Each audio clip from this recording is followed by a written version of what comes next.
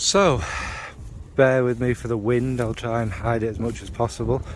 But this little video is just one of them trios again, like I did with the rose one, and this time I have picked Jasmine, which happens to be one of my favourite notes, so there's quite a lot to pick from really.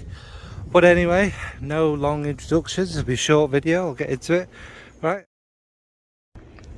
So first up is the niche one, and it gets so hard to pick because there's so many, isn't there, of like Jasmine dominant ones, and what I've gone for is Amouage's Portrayal.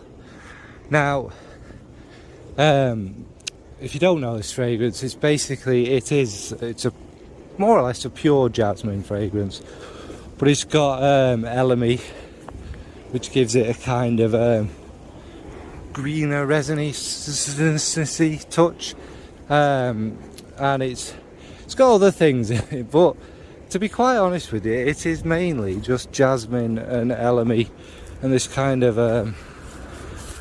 touch of a smoky note, and it opens up really kind of fruity and sweet, and almost like there should be a fruit in. I don't think there's any fruits listed, but what it does remind me of for perhaps the first 4 hours or something is Milano Fragranzi's La Prima.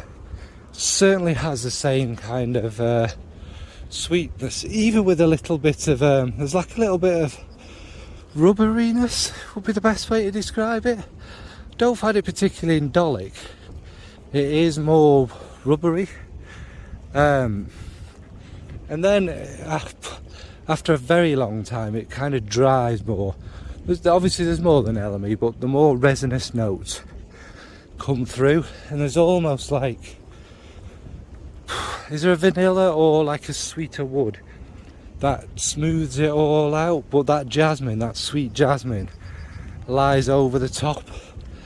And obviously it's Amouage, so there's some beautiful musks in there which make it really nice, and it's kind of, it's meant to represent like the 1920s kind of flapper culture and all of that, and yes, it's just a beautiful bombastic jasmine.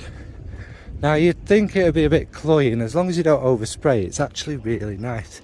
And this will be probably the first full bottle of Amouage that I actually buy. I adore it, although like I say, its similarity to La Prima means I'm a bit, but it's spectacular. So that's Amouage's Portrait. Yeah, just a kind of little added bit on the end, because obviously I seem to, I don't know why I couldn't say it. This is obviously very early in the morning, no excuses, but and it was a far dry down, but obviously I forgot the tobacco, which is obviously the drier note I was talking about. But yeah, there's quite a lot of tobacco in this. Anyway, my boob, concentrate more, John. All right, bye. Next is the indie fragrance, and that's going to be from April Aromatics, and that is Jasmine, which it opens, it's very different to Portrayal, but it opens in a similar kind of ways. I think there's some citrus with the jasmine there, and there's a lot of other white florals in the background of this one. It does have a little bit of an indolic touch, but that doesn't, it's there, but it's never to the front. It's more again about the kind of sweeter jasmine, and I think there's also a kind of more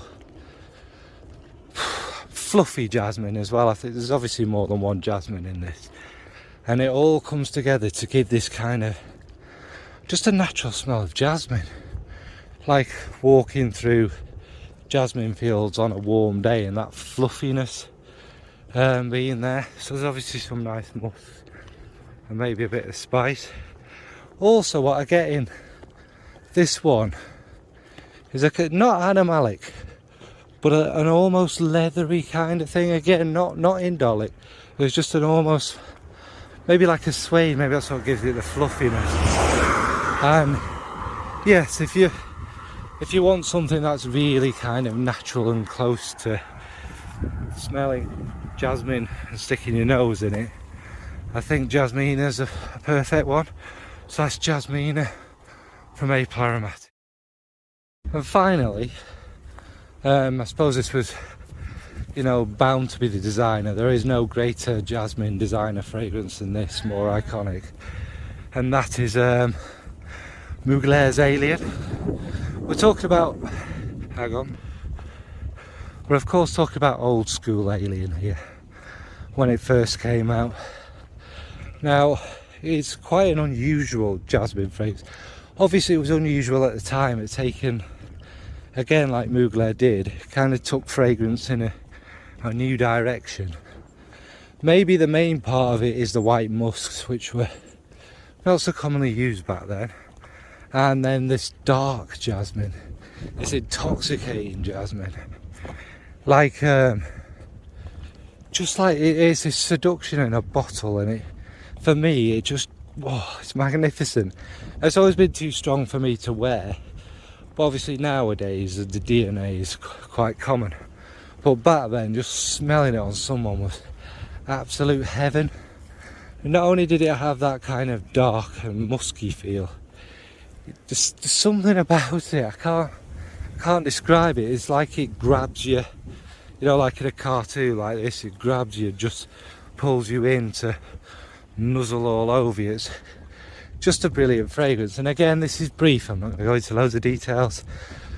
So that's Mugler's Alien. So yeah, just a little short video. I've tried to keep these short. Just the trio of Jasmine. What about yourselves? What's your favourite Jasmines?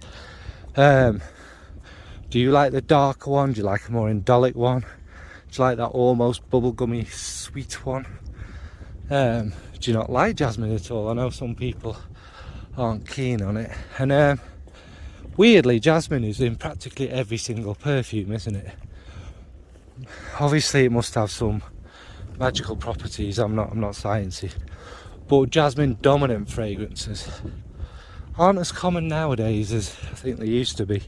But for me, it's just this, it does everything. It's sensual, especially when it's indolic, that little bit dirty. It's relaxing. I should drink a lot of jasmine tea, jasmine incense and all that stuff. It's peaceful and it's calm, but it's also really pretty, isn't it, as well? It's like a soft, kind of carefree, pretty, lovely, carefree, waffling. Right, anyway, as you can see, this walk's killing me. Thanks folks, bye.